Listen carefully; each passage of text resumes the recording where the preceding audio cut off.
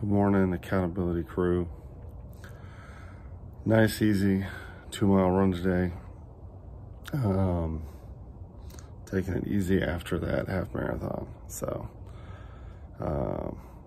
yeah, I'll be talking with you shortly. Good morning, good afternoon, and good evening. Whatever time you are logging on, this is the Accountability Project, where we condense the pain of personal growth. Today we had a special guest that we were going to do an interview with. However, they got sick and are getting COVID tested. So we're dialing back. We're gonna have to reschedule that. But I did get my reading in, so I'm gonna share with you from The Science of Success, the concept of the go the extra mile. I like the order that he's putting these in these articles that he compiled to talk about the 17 laws of success, if you will.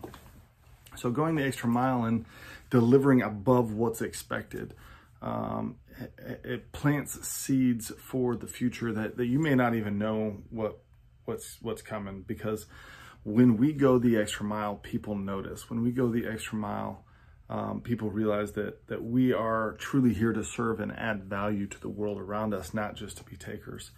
And when we put that out, that's what we receive.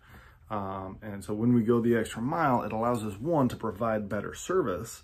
And when you're providing better service than anyone in your industry, by going the extra mile, people flock to be served by you because they know they're getting better service.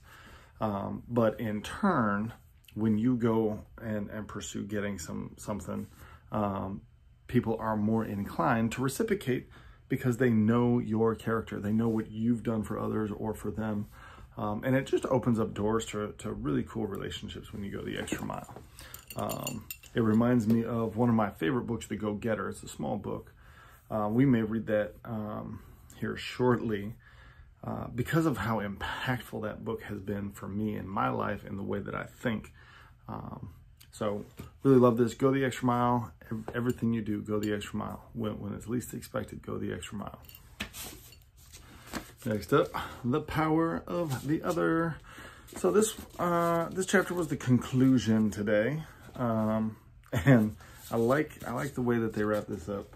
They had a chapter that was subtitled, so it was conclusion, but the subtitle is "Nice Guys Don't Always Finish Last," and that's it's beautiful because a lot of times we assume that people who are jerks are successful, because we see things like Donald Trump in The Apprentice, and he's like, "You're fired," and he's got a big stage presence that's kind of pushy, kind of a jerk, fairly aggressive. A lot of people refer to Steve Jobs as someone who was hard to work with, and the reality is, when you actually dissect their success compared to other people's successes, they were successful in spite of their aggressiveness or their jerkiness. They were successful because they had so many other success principles they were following. They were successful in spite of the fact that they were not necessarily fun to be around. And had they added the characteristic of not being a jerk, not being a dick, then they would have had a higher level of success. Now there's a difference between, I want to clarify, there's a difference between being perceived as a jerk and actually being a jerk.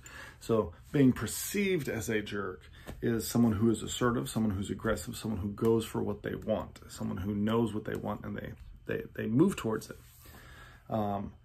Actually being a jerk is hurting other people and trampling other people to get what you want.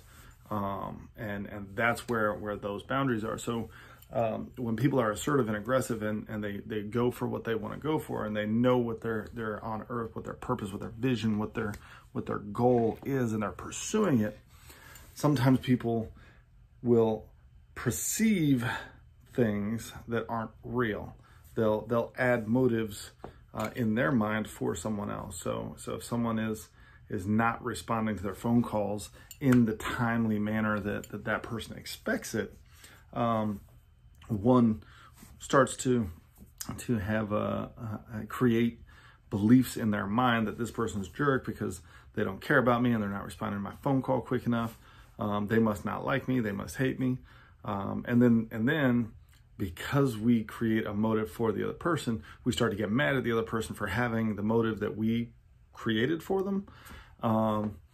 And that's not fair to them, first off. But secondly, it's not fair to you, because now you have cast your vision, you've colored your vision about this person, so they could not help you if they tried, because you have already decided they're a jerk.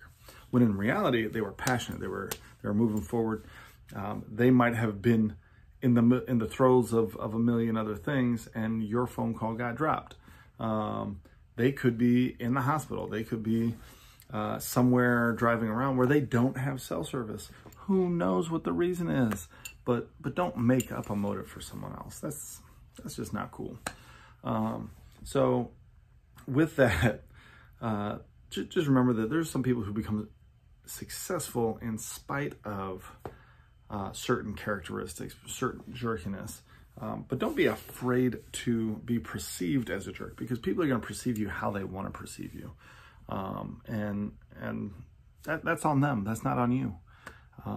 You know your motives, and you know when you're doing something with the right heart. And most people will perceive that and give you that grace that everyone really needs. And none of us, if we're honest, none of us really deserve. So with that, I love you guys. I appreciate you. Stay accountable, condense the pain of personal growth, and we will talk to you soon. Bloop.